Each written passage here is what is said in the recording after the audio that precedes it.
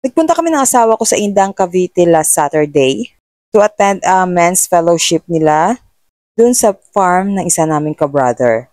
Actually, hindi ko na sana i-upload tong videos na to eh. Pero sayang naman kasi at napupuno na yung ng videos ng aking phone. So, kailangan ko na silang i-upload or save somewhere. And I'm going to delete them na sa phone ko kasi sobrang naghihingalo na yung phone ko.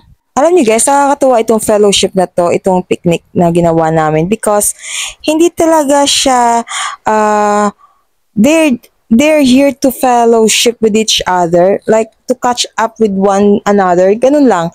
Not exactly being serious, no? Hindi yung tipong parang nasa church kayo na pag-uusapan nyo talaga is about the words of God, ganun, hindi. They just talk anything, everything, anything random or things that are random, ganun lang. Nakakatuwa lang. Papasukin natin ha. Tingnan mo yung kubo.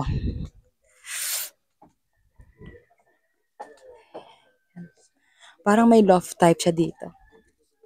Ang ganda, ang cute. Kasi pwedeng tulugan dyan. Nakakaya naman akitin. Pero ang cute, diba? Tapos dito din. May isa pang kama dito. Ang ganda. Ang sarap mabuhay ito sa ang lamig ng plema. Yan. Nasa 60 plus daw to. Mas kasama na yung delivery. Hindi ko alam kung saan nila binili. Yeah. And of course, makikita sa mukha ng asawa ko na masayang-masaya siya. Kasama niya dito si Pastor Junio, ang aming senior pastor ng Jesus Faith Christian Fellowship sa Las Piñas. So while everyone is chatting with each other, ako naman nagsustroll-stroll lang dito sa farm ng aming ka-brother. 1,700 square meters pala ito. So, di ba nakakatuwa no, dito sa magre-retire ng asawa niya. No, makulimlim ang panahon ng time na yon at di mainit, no? Ang ganda nga. Tapos, hindi din umuulan. Kaya nakakatuwang mag-stroll sa time na to. So, dito parang hindi pa sila gutom. Kasi pinagtutulungan na nilang maluto itong liempo na ulam. Alam mo, sa totoo lang, nung plinano yata nila nito, wala namang may nagsabi na kailangan magdala ng ganito. It's just that each one of us, or hindi naman each, basta may dala kaming mga food to share with them. So, ang sa amin, ang dinala namin kalyos. I made it for them. O, ayan, picture na para sa kanila. See? Of course. Hindi mawawala yung mga picture taking. So, after a few hours, ayan, almost done na rin yung liempo. So, nagsimula na rin ihanda yung mga foods para makasimula na rin kumain. Kasi isa sa mga member, kailangan pang umalis ng maaga kasi may susunduin pa daw or may susunduin pa yata sa airport. So, at this part, no, nagtutalk na si Pastor June to share some words with us before we eat our food.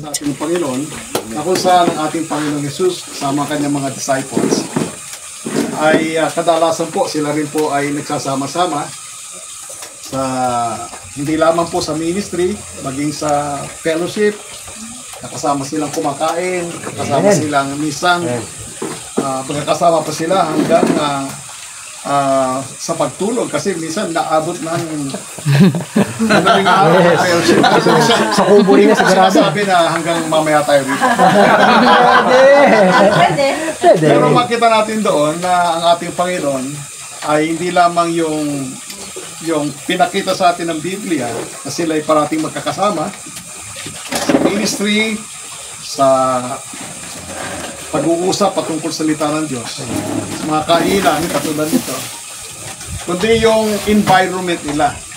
Minsan sila ay nasa isang syudad na katulad ng Jerusalem, minsan sila ay nasa may bandang disyerto, minsan sila ay nasa bandang bundok. So, ibig sabihin, ay yung fellowship ay hindi lamang ito nakasentro o nagaganap sa isang lugar lamang. So sa atin, ganoon din po, na hindi lamang dapat sa loob ng church, sa church setting, nagaganap yung ating fellowship, kasama-sama, na ginagawa naman natin. So, kaya paminsan-minsan, katulad ng ginagawa ng ating Panginoon, maging si Apostol Pablo, kasama niya yung kanyang mga disciples or leaders niya, na nire-raise up, ay maganda rin na ang ating environment ay naiiba din sa madalas nating ginagawa. So, yung pagpunta natin dito sa farm. Amen. Rodillo Farms. Yes. Ika nga. Ay, praise God. So, ganun po man, nagbago yung ating environment, pero isang bagay na hindi pwedeng mabago. Yes.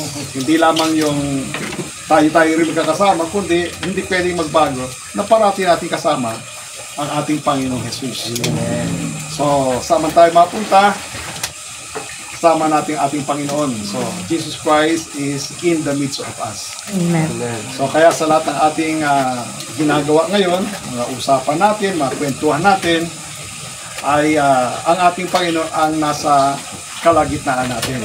At kung siya ay nasa ating kalagitnaan, nandun parati ang kanyang pagpapala, ang kanyang biyaya, na patuloy niyang pinapadaloy sa ating buhay. So, kaya, kasama natin ngayon na sa mahabang Panginoon nagtatrabaho, ngayon ay enjoy na sa buhay.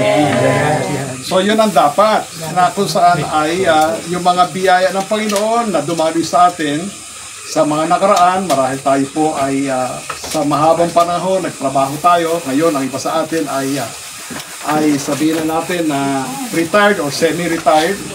So God wants us to enjoy the life that He has given to us.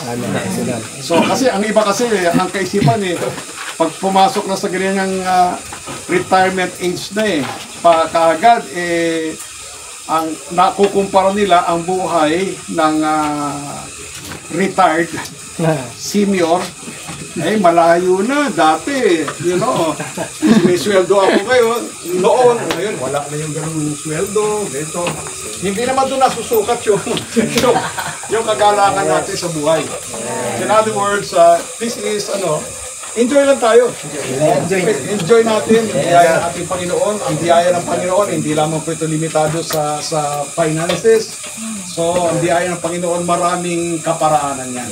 Ito po ay biyaya ng Panginoon. Yung tayo po yung narito. At sama-sama tayo. At kahit paano, nagkaroon tayo ng panibagong environment. Ika nga, kahit sandali lang. Tayo yung mga nasa syudad. Pero ngayon ay narito tayo ngayon. So, ang ano dyan sa atin ng Panginoon ay the Lord's presence will always, whether we are in the city, whether whether you are in the field, we are blessed because of what Jesus Christ has done. Praise the Lord. So, Sa magandang fellowship na ito. Yes. Even sa magandang panahon, Panginoon. Yes. Salamat po. Kaya po enjoy po namin ang bawat oras at sandali sa pagkakataon ito, Panginoon. Kasama po ang bawat kapatiran. Despite na hindi po namin kasama ang mas marami pa, and yet, in their heart, Lord God, in our heart, ay magkakasama kami, Panginoon. Kaya mo, Ama, napagpalain po ang pagkain ito, the food that we're going to sustenance, Lord God, our body. Thank you, Father God, for all this blessing. In Jesus' mighty name we pray. Amen. Amen. So ayan, kainan na. Nakakatuwa lang isipin na puro silang lalaki kasama namin, tatlo lang kami babae.